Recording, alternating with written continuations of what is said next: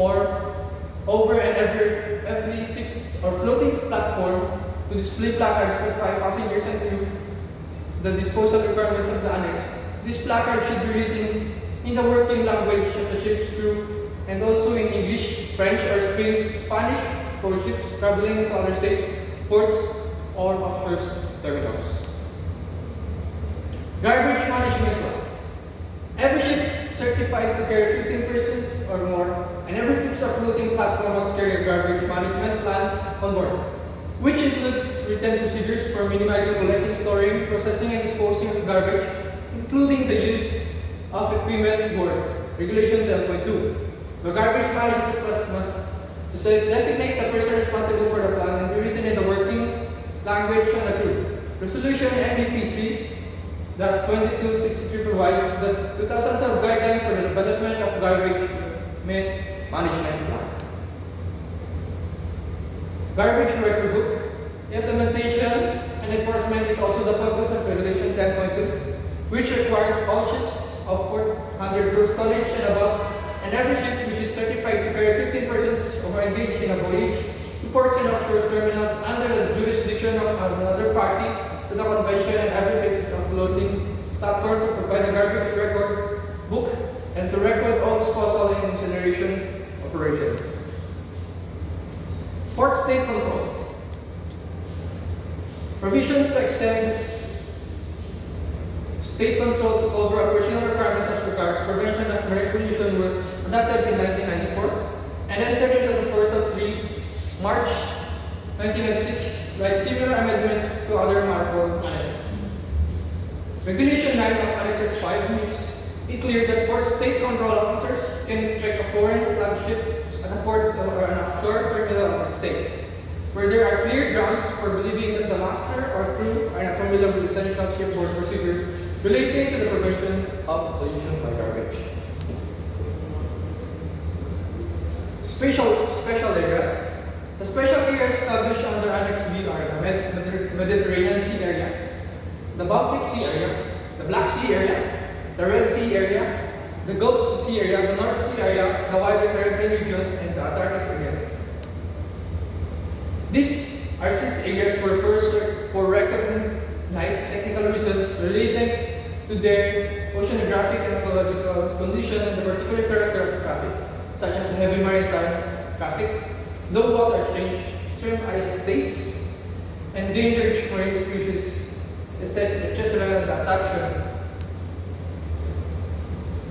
Verification of compliance. Chapter 2 of MARPOL Annex 5 provides that parties must use the provision of the code for implementation and execution of their application responsibilities and be subject to member state audits to IMSAS in accordance with the audit standard to verify compliance with the implementation of the annex. The mandatory IMSAS commences from 1 January 2016.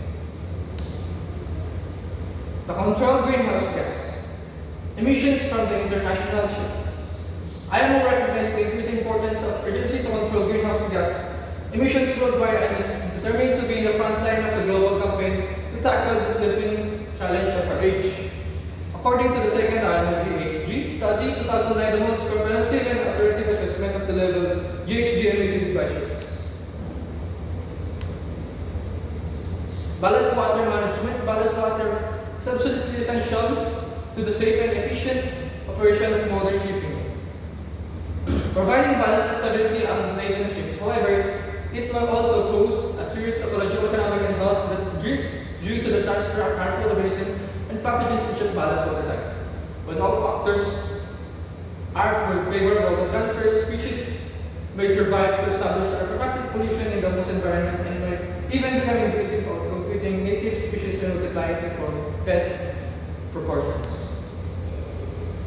Ships biofouling. By addressing the risk posed by invasive aquatic species in ships' ballast water, IMO has only dealt with one major pathway. How species move into the other major pathways by fouling of ships. The undesirable combination of microorganisms, plants, and animals from submerged structures. A single fertile fouling organism has potential to release many thousands of eggs, spores, or larvae into water with the capacity of found new populations. Okay, and And number three, recognition of shippings will be discussing by my quarter class Ibsman.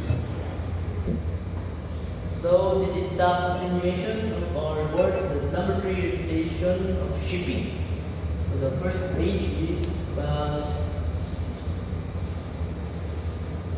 as the United Nations agency responsible for developing and adopting measures to improve the safety and security of international shipping and to prevent pollution from ships and security of international shipping to prevent pollution from ship, the International Maritime Organization or IMO has an integral role in meeting targets set out in the United Nations Sustainable Development Goal.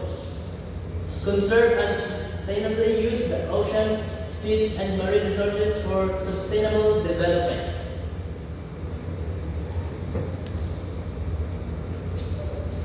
So the increase in the number and the size of ships and the volume of cargo carried over the past 5 decades has gone hand in hand with the work of IMO through its 172 member states to create the legal and technical framework within which shipping has become progressively cleaner and safer.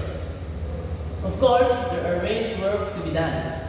IMO will continue its effort in partnership with member states and other organizations to implement and support the enforcement of its regulations.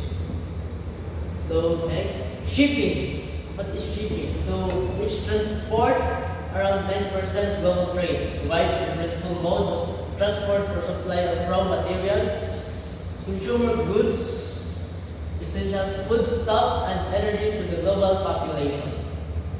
The vast majority of these products could not be transported any other way than by ship, and accordingly, shipping is a prime facilitator of global trade and economic growth.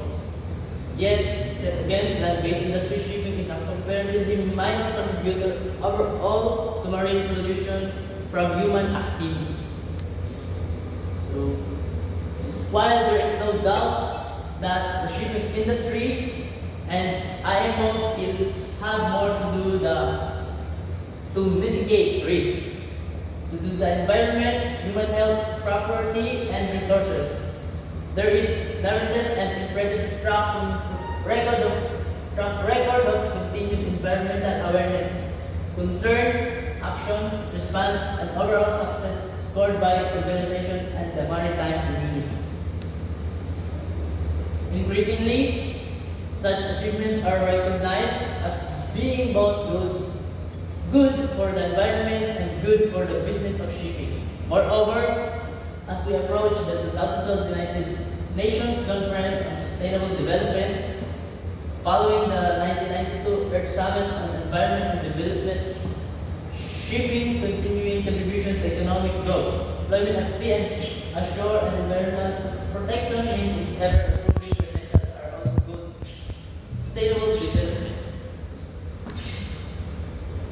According to shipping market analysis, world seaborne trade increased by around 135% between 1985 and 2006.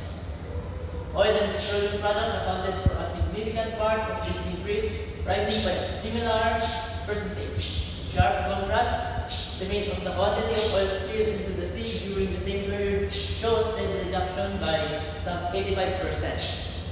In the current decade, the average number of oil spills over 700 tons has shrunk. Oil spill from 25 per year in the 1970s to just 3.7.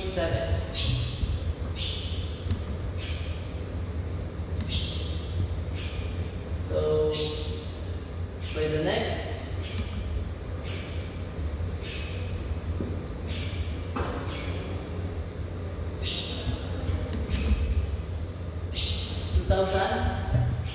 OPRC, HMS Protocol 2000 together provide the foundation for ensuring the adequate level of response capacity and a mechanism for international cooperation and mutual assistance. OPRC 1990 in particular recognized that successful preparedness and response relies on good cooperation between government and industry. There are numerous examples of how this cooperation strengthen the collective capacity of oil spill response around the world. So next. So that's all about our topic. And we are the group 2. Good morning, sir. Stop ko na.